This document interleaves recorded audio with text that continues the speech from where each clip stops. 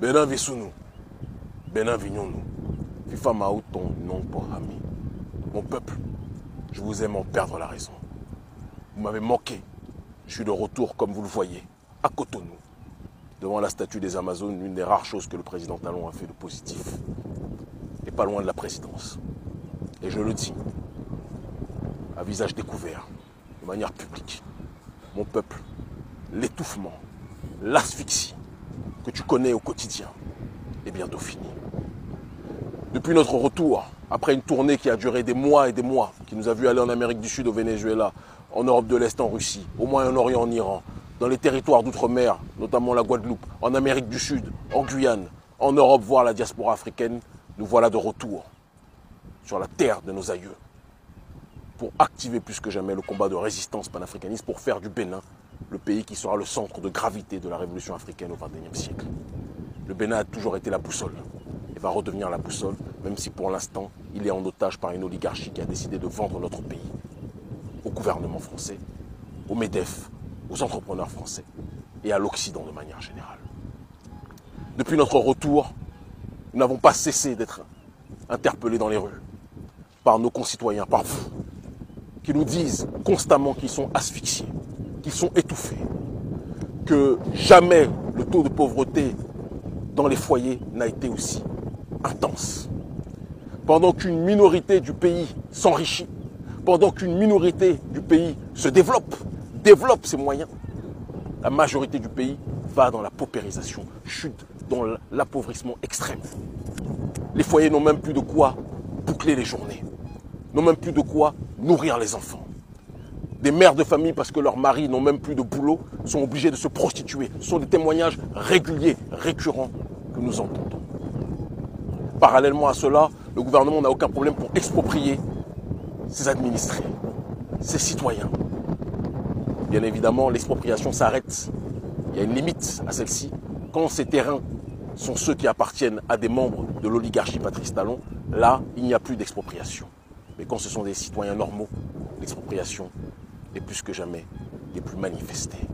Les sojaculteurs sont asphyxiés.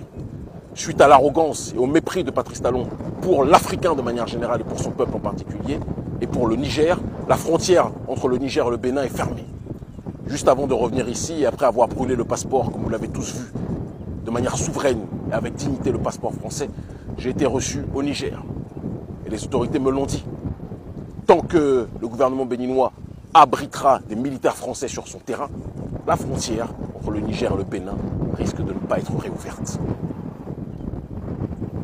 Le président Patrice Talon, en agissant de la sorte, a poussé bon nombre de commerçants et d'entrepreneurs béninois dans une extrême pauvreté parce que beaucoup vivaient en fonction de la frontière ouverte entre le Bénin et le Niger.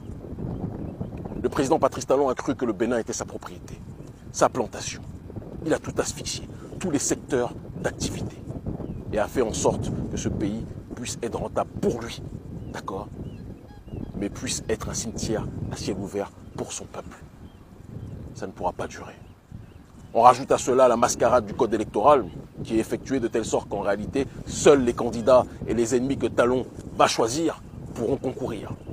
De telle sorte que lui ou ses marionnettes qui sont dans son gouvernement, dans son entourage, pourront se présenter et assurément gagner. Les choses ne vont pas se passer selon ce jeu truqué. Je vous le dis avec simplicité, avec sérénité. Nous avons contribué et nous contribuons de manière active à la révolution africaine au Sahel à l'heure actuelle, et tout le monde le sait.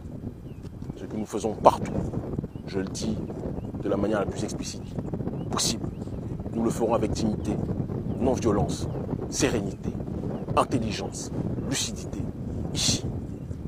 Si les jeux sont ouverts de telle sorte que tous les Béninois peuvent être dans une logique de pouvoir exprimer leur voix, parce que c'est ça la démocratie, démos kratein, le pouvoir au peuple, nous participerons au jeu électoral.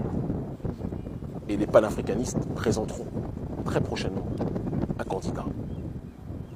Si la démocratie est refusée au peuple, comme c'est le cas depuis trop d'années au Bénin, parce que c'est une démocratie de façade pour avoir les investissements, pour avoir l'aval de leurs patrons occidentaux, c'est ce que Patrice Talon fait. Mais ce n'est pas une démocratie de fond, puisque le peuple est exclu des décisions.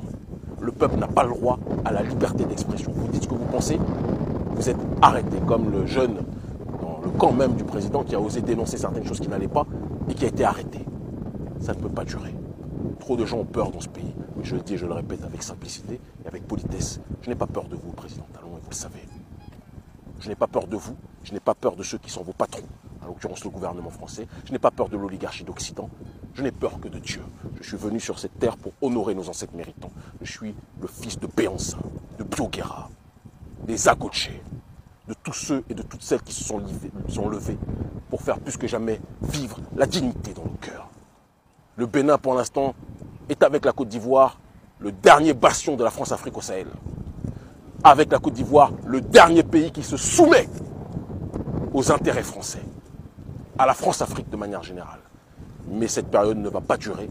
Et comme je l'ai promis aux frères, aux dirigeants de l'Alliance des États du Sahel, le Bénin sera tôt ou tard, parce qu'il est lui aussi touché par le terrorisme, un membre de l'Alliance des États du Sahel.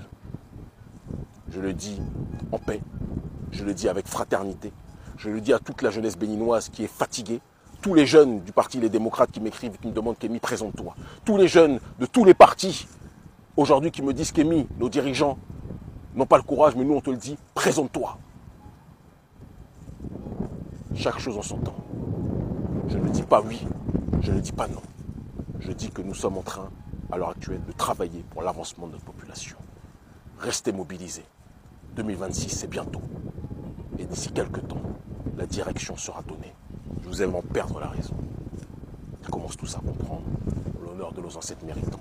Nous libérerons le Bénin.